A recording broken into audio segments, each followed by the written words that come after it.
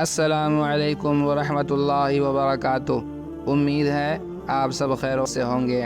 آج کے موضوع صحابہ کرام رضی اللہ تعالی عنہم کو ستانا۔ بسم اللہ الرحمن الرحیم۔ مشرکین نے سزا کی ایک شکل یہ بھی اختیار تھا کہ بعض صحابہ کرام رضی اللہ عنہم کو اونٹ اور گائے کی کچی کھال میں لپیٹ کر دھوپ میں ڈال دیتے اور بعض کو لوہے کی زرہ پہنا کر جلتے ہوئے پتھر پر لٹا دیتے تھے۔ در حقیقت اللہ کی راہ میں ظلم و جور کا نشانہ بننے والوں کی فہرست بہت لمبی ہے اور بڑی تکلیف دہ بھی۔ حالت یہ تھی کہ جس کسی کے مسلمان ہونے کا پتہ چل جاتا تھا مشرکین اس کے در پہ آزار ہو جاتے تھے۔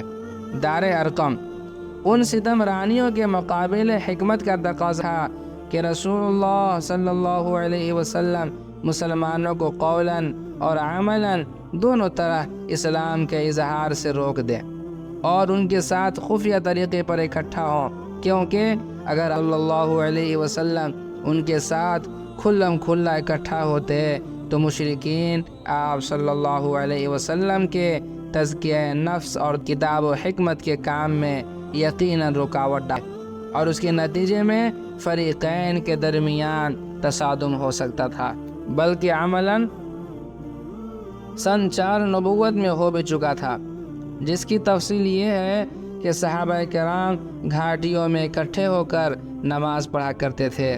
ایک بار کفار قریش کے کچھ لوگوں نے دیکھ لیا تو گالم گلوچ اور لڑائی جھگڑے پر اتر آئے۔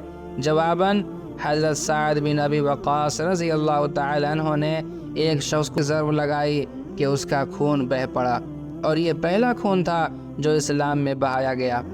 یہ واضح ہی ہے کہ اگر اس طرح کا ٹکراؤ بار بار ہوتا اور طول پکڑتا تو مسلمانوں کے خاتمے کی نوبت آ سکتی تھی۔ لہٰذا حکمت کا تقاضا یہی تھا کہ کام پس پردہ کیا جائے۔ چنانچہ عام صحابہ کرام اپنا اسلام، اپنی عبادت، اپنی تبلیغ اور اپنے ہم سب کچھ پس پردہ کرتے تھے۔ البتہ رسول اللہ صلی اللہ علیہ وسلم تبلیغ کا کام بھی مشرکین کے روبرو کھلم کھلا انجام دیتے تھے، اور عبادت کا کام بھی۔ کوئی چیز آپ صلی اللہ علیہ وسلم کو اس سے روک نہیں سکتی تھی، یہاں تک کہ آپ صلی اللہ علیہ وسلم بھی مسلمانوں کے ساتھ خود ان کی مصلحت کے پیش نظر خفیہ طور سے جمع ہوتے تھے۔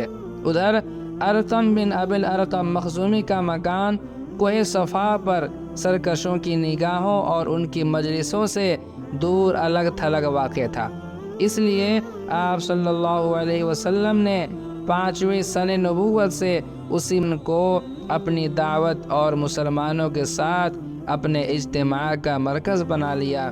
یہ تو شروعات ہے ایمان والوں کو سزا دینے کا، ورنہ کتنے ایسے مظالم ہیں جو ظلم کیا کرتے تھے ایمان والوں پر۔